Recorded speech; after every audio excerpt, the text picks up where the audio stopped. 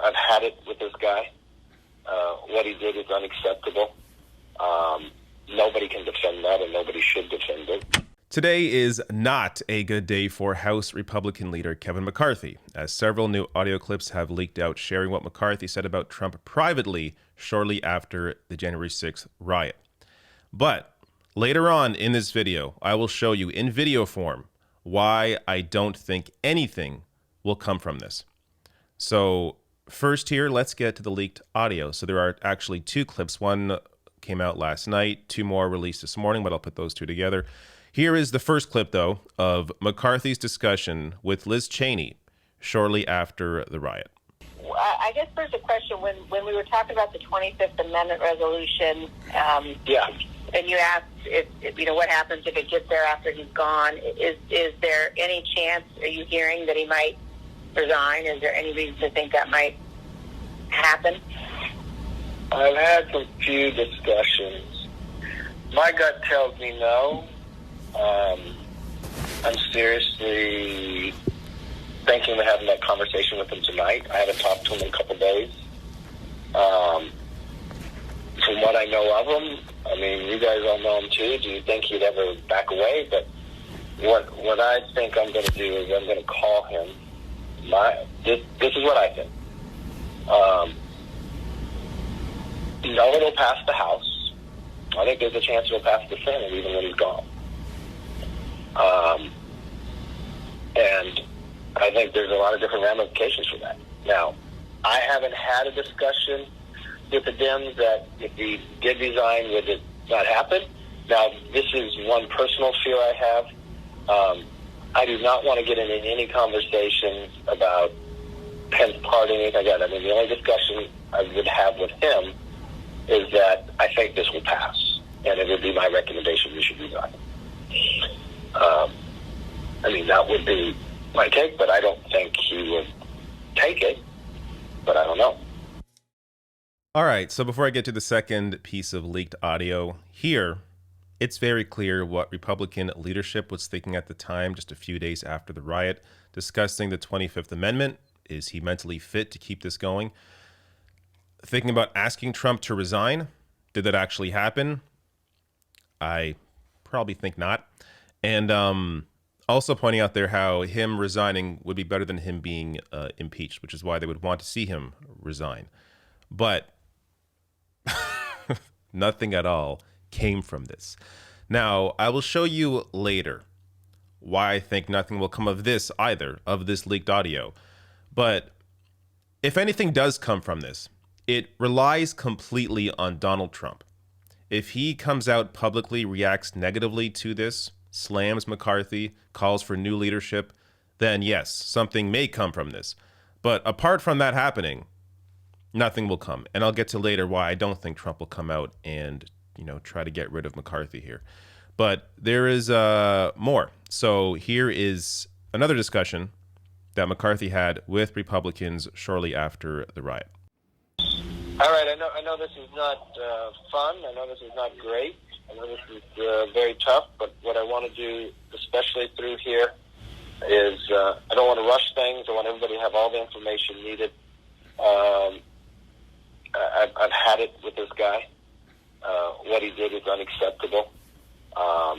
Nobody can defend that, and nobody should defend it. But let me be very clear to all of you, and I've been very clear to the president. He bears responsibilities for his words and actions. No ifs, ands, or buts. I asked him personally today, does he hold responsibility for what happened? Does he feel bad about what happened? He told me he does have some responsibility for what happened. And he needs to acknowledge that. Once again, nothing came from this. Did Trump take responsibility for January 6th? No. And of course, all this audio contradicts what McCarthy has been saying behind the scenes. So before the audio came out, McCarthy had denied that he considered asking Trump to resign. I mean, we see here clearly that was a lie. But what I also find interesting here, before I get to the proof that I think shows nothing will come from this leaked audio, the reaction right now from some Republicans. So as far as I've seen, not many have reacted to this yet, but here's Matt Gaetz saying, while I was rallying in Wyoming against Liz Cheney, Kevin McCarthy was defending Liz Cheney among House Republicans, while Liz Cheney was secretly recording Kevin McCarthy for the New York Times. You should have trusted my instincts, not your own, directed to GOP leader McCarthy. Now, look at what he's focused on here. Matt Gaetz is focused on Liz Cheney, on the leaked audio, as opposed to what was actually said on the tape. Because Gaetz knows, Republicans know, they can't stand Trump. But they don't say that very often, if they say it at all, publicly. They will not actually try and work against him, showing you how gutless, how just completely weak these lawmakers are. All they care about is their own power. So they see the base is largely with Trump. They're going to back Trump regardless of anything. Their lives were on the line. That crowd was chanting, "Hang Mike Pence." They were scared for their lives. Many reports have come out discussing that. That's why they were so angry about Trump. That's why this is like the one thing where they were actually considering trying to get rid of him. But ultimately, what won out was their own greed, their own desire for power. And you see that in some of these reactions here. Now, Fox News and Business made it through the entire morning, apparently. This is from Aaron Rupar, without mentioning the numerous newly released recordings of McCarthy blaming Trump for January 6th and talking about his resignation. Wasn't even brought up once. And I'll tell you why. Because so far, Trump, as of recording this, has not reacted to this. Fox News, the propaganda arm of the party, doesn't yet know what to do. They don't know how to treat this recording, because clearly it shows McCarthy lying. He did call or did say that he considered pushing Trump to resign. But if Trump isn't going to react to this negatively or positively, regardless of how Trump reacts to it, they're waiting for some kind of sign. How should they treat this news? So right now they're waiting. At some point, I assume they will have some angle on this. But as of recording this, they do not know how to treat this story. And there's also McConnell tied into this as well. Shortly after the riot, he said, quote, "The Democrats are going to take care of the son of a bitch for us," McConnell said, referring to the imminent impeachment vote in the House. A vote that McConnell didn't even support when it came to convicting him in the Senate. So I'm not sure if McConnell was speaking purely on emotion here, or if he's actually that stupid to think that Democrats would be able to get rid of Trump. They would still need at least 17 Republicans, or they would have needed 17 Republicans in the Senate to vote to convict. That, of course, didn't happen, including, as I said, McConnell didn't even vote for it. Just absolutely ridiculous, showing you the weakness of both Republicans and, as well, Democrats.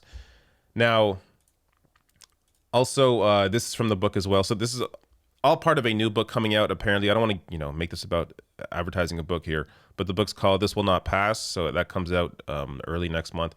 But another piece of the book, Kevin McCarthy told GOP leaders during a conference call that he wished big tech companies would strip some of his own members of their social media accounts, as Twitter and Facebook had done with Trump. Amazing. Now, this is why I think nothing will come of this. The Recount shared this video. Here is what Republicans were saying on January 6th and shortly after, compared to what they said months later. The president bears responsibility for Wednesday's attack on Congress by mob rioters.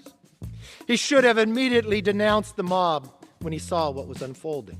If there's a responsibility for this Capitol on this side, it rests with the Speaker and the House administration. Trump and I, we've had a hell of a journey. All I can say is count me out. Enough is enough. This is the party of Donald Trump. If you think otherwise, you're in for a rude awakening. I think he's going to lead us to victory in 2022. How do we hold a president accountable that put all of our lives at risk? And this was a traumatic event for many members of Congress. And I believe in the days, weeks, and months to come, as we learn more, the worse it's going to get. This is just a sideshow to the disastrous first 6 months of the Biden administration and to the failures in leadership of Chuck Schumer and Nancy Pelosi. There's no question, none, that President Trump is practically and morally responsible for provoking the events of the day. After careful consideration, I've made the decision to oppose the House Democrats' slanted and unbalanced proposal for another commission to study the events of January the 6th. So that's exactly why I think nothing at all will come from this leaked McCarthy audio. Because what they were saying shortly after January 6th and on that day wasn't much different than what McCarthy was saying behind the scenes. Now, yes, McCarthy claimed, in that leaked audio that he was going to ask Trump to resign and all this. I guess that's, an extra level. But he was putting blame on Trump here publicly, as well as McConnell and other leaders, and nothing came of that. So I think nothing will come of this. They're going to ride out this, media wave right now that's focused on this leaked audio for the next, few days or so. Then it's going to be forgotten about, just like people forgot that these Republicans were publicly out vocally against Trump and what he did, what he encouraged on January 6th, back when it happened. While this is a nice story to have this leaked audio and be like, oh, look, we got him, nothing will change.